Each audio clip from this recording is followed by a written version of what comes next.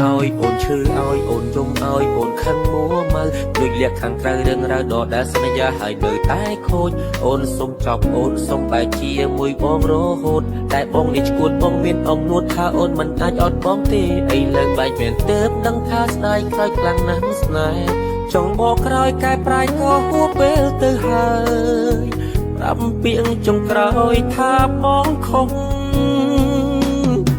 ត្រឡប់មកវិញឲ្យបងលួងបានទេ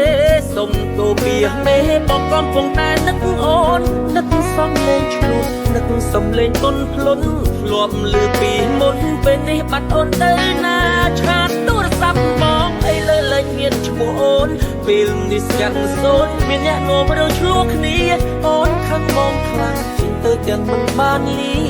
ពុំងារបងសុំទុំ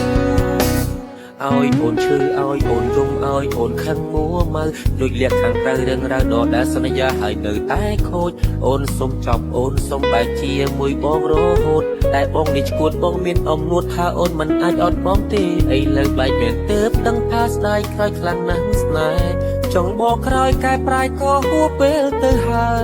យប្រាប់ពាក្យចុងក្រោយថាបងខំត្រឡប់មកវិញឲ្យបងលួងបានទេសុំទោពីមេបងកំពុងតែនឹកអូននឹកសំលេងឆ្លុះនឹកសំលេងទុនភ្លុនធ្លាប់លឺពីមុនពេលនេះបាត់អូនទៅណាឆាតទូរស័ព្ទបងអីលើលេចមានឈ្មោះអូនពេលនេះស្គាល់សូនគ្មានអ្នកងមរើឆ្លោះគ្នាអូនខឹងបងខ្លាំងចេញទៅទាំងមិនបានលីពុំងារបងសុំទុំ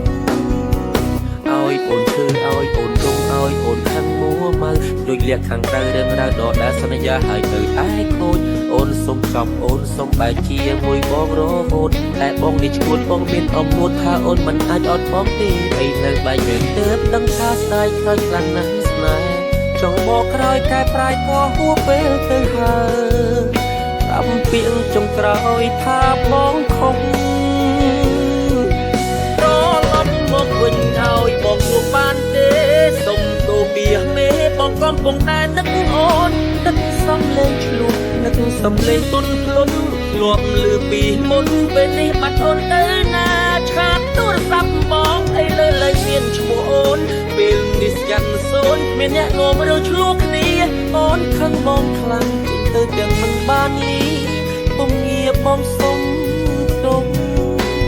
ឲ្យអូនឈឺឲ្យអូនយំឲ្យអូនខឹងមួម៉ៅដូចលៀកខាងក្រៅរឿងរ៉ាវដដែលសន្យាហើយនៅតែខូចអូនសុំចប់អូនសុំបែកជាមួយបងរហូតតែបងនេះឈួតបងមានអំនួតថាអូនមិនអាចអត់បងទេអីលើបែកមានទើបដឹងថាស្ដាយខ្លោចខ្លាំងណាស់ស្នេហ៍ចង់បកក្រោយកែប្រែក៏ហួពេលទៅហើយ